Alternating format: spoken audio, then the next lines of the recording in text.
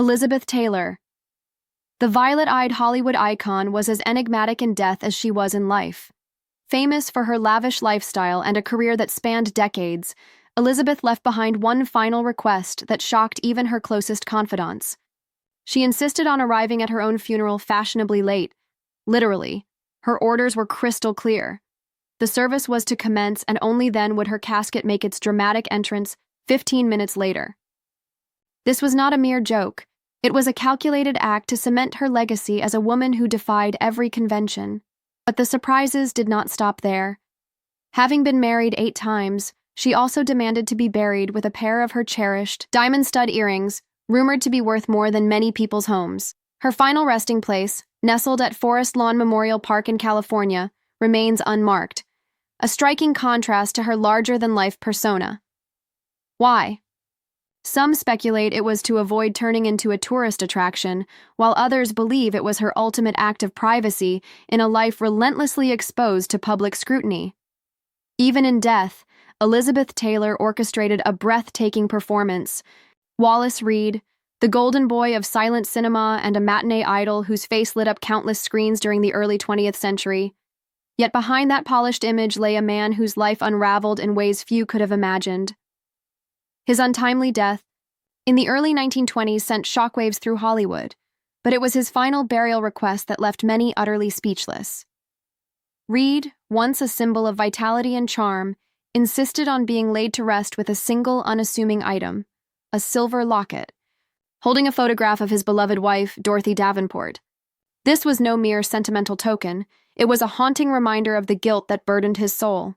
Reid's bitter battle with substance dependency, which began after a studio-prescribed treatment for an injury, had torn his family apart. Dorothy, who had steadfastly stood by him through his decline, became the guardian of his legacy after his passing. What makes his request even more poignant is that his burial site was chosen to be as modest as possible, despite his fame. He desired no grand mausoleum or towering monument. Instead, he was interred in a simple grave, as if to erase the larger-than-life persona that once defined him. Joan Crawford, the queen of melodrama and one of Hollywood's most polarizing figures, left behind a burial request as chilling as her on-screen performances. Despite her glamorous image, Joan's final wishes revealed a deeply fractured personal life. She asked to be cremated and interred in a modest crypt at Ferncliff Cemetery in New York, far from the glitz of Hollywood. But the true shock lies in what she refused. Joan explicitly excluded her 2 eldest children, Christina and Christopher, from her will, leaving them nothing but a single cutting line, for reasons known only to them. This decision came after years of public speculation about her strained relationships, fueled by Christina's later memoir that portrayed Joan as a tyrannical figure behind closed doors. Pola Negri, the enigmatic star of the silent film era, was renowned for her dramatic flair both on and off the screen. Her life was a whirlwind of romance, scandal, and reinvention, and her final burial wish only deepened her reputation as one of Hollywood's most eccentric figures. Once romantically linked to Rudolph Valentino, she made a burial request that stunned even her closest confidants. She demanded to be laid to rest with a vial of Valentino's ashes, a claim that ignited controversy and disbelief. Bela Lugosi, the iconic actor who immortalized Count Dracula on screen, made a burial request that blurred the line between his life and his most famous role.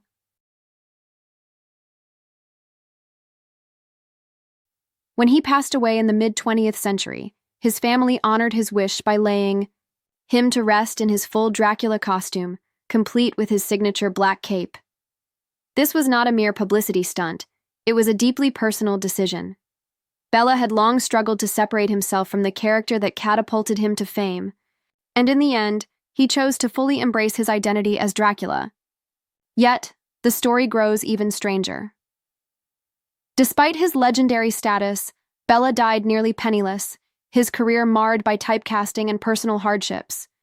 His modest funeral was attended by only a handful of close friends and family. Clark Gable, the king of Hollywood and the star of Gone with the Wind, had a burial request that unveiled a profoundly personal side to the man behind the legend. Gable, who passed away in the early 60s, was laid to rest at Forest Lawn Memorial, Park in California. But the true story lies in the location of his grave. He chose to be interred next to his third wife, Carole Lombard, the great love of his life. Lombard, who died in the early 40s, left an indelible mark on him, a loss he carried with him for the rest of his days. Tallulah Bankhead, the magnetic actress, known for her husky voice and rebellious spirit, left behind a burial request as unconventional as her life. Tallulah was famous not only for her electrifying performances, but also for her off-screen antics that captured everyone's attention. She had a peculiar wish: to be laid to rest with a bottle of bourbon, a pack of cigarettes, and a copy of her favorite book, the Bible. This unique combination perfectly captured the contradictions of her personality, a woman who lived life on her own terms while still clinging to a spark of spirituality.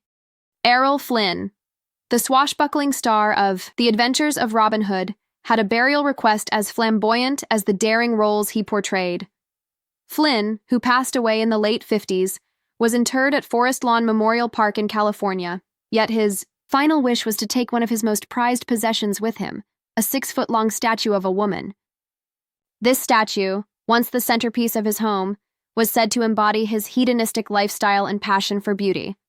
Jean, or rather Jean Harlow, the original blonde bombshell of Hollywood, left behind a legacy of glamour, tragedy, and a burial story that still fascinates. Harlow passed away in the late 1930s at just 26 years old, stunning the world with the loss of one of its brightest stars. Her burial wish was simple yet deeply symbolic. She wanted to be laid to rest in a white gown, surrounded by white flowers, inside a pristine white marble crypt. Her final resting place is in the Great Mausoleum at Forest Lawn Memorial Park in California.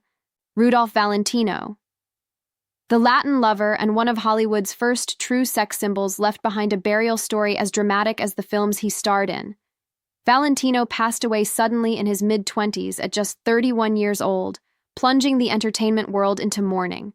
Although his burial wish was never formally documented, his close friends and family made sure that his final resting place reflected his iconic status. Valentino was interred in a borrowed crypt at Hollywood Forever Cemetery, a temporary arrangement that has endured for nearly a century. The crypt, owned by a trusted friend, has become a shrine for his adoring fans, many of whom still visit it today. Greta Garbo, the enigmatic star who famously insisted she wanted to be alone, carried that desire for solitude even into death. Garbo, who passed away in the early 1990s, left a burial request that perfectly mirrored her lifelong aversion to the limelight. Instead of being interred amid the Hollywood glamour that defined her illustrious career, she chose to be cremated and returned to her native Sweden. Her ashes were laid to rest in a modest grave at Skotkiska Garden Cemetery in Stockholm, a UNESCO World Heritage Site celebrated for its serene beauty. What's particularly striking is that Garbo purchased her burial plot decades earlier, in the 1950s, long before her passing.